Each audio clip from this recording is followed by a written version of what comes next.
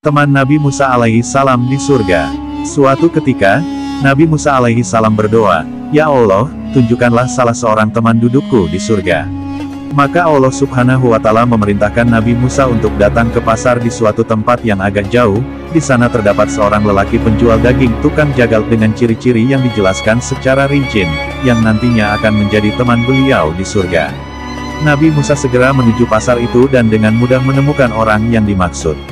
Nabi Musa dengan sabar menunggu orang tersebut menyelesaikan pekerjaannya hingga menjelang petang, sambil memperhatikan aktivitasnya.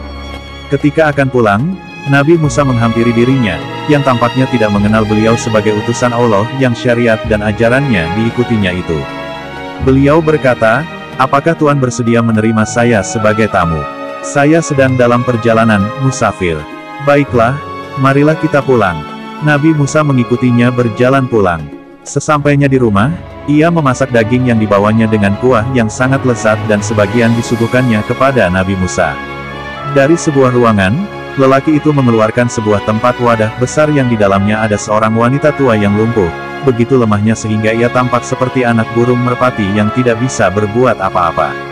Lelaki itu mengambil dan memangku wanita tua itu, lalu menyuapinya dengan telaten hingga merasa kenyang. Setelah itu ia membersihkan, mengelap dengan air, dan mengganti bajunya dengan yang bersih dan menempatkannya di tempat wadah semula.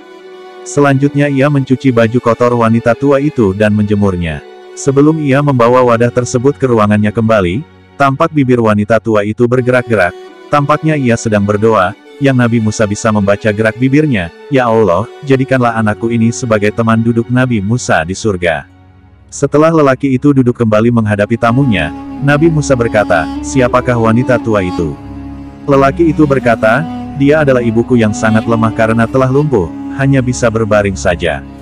Nabi Musa berkata, "Bergembiralah engkau, aku adalah Musa, dan telah diwahyukan kepadaku bahwa engkau adalah temanku di surga, berkat apa yang engkau lakukan dengan baik kepada ibumu itu."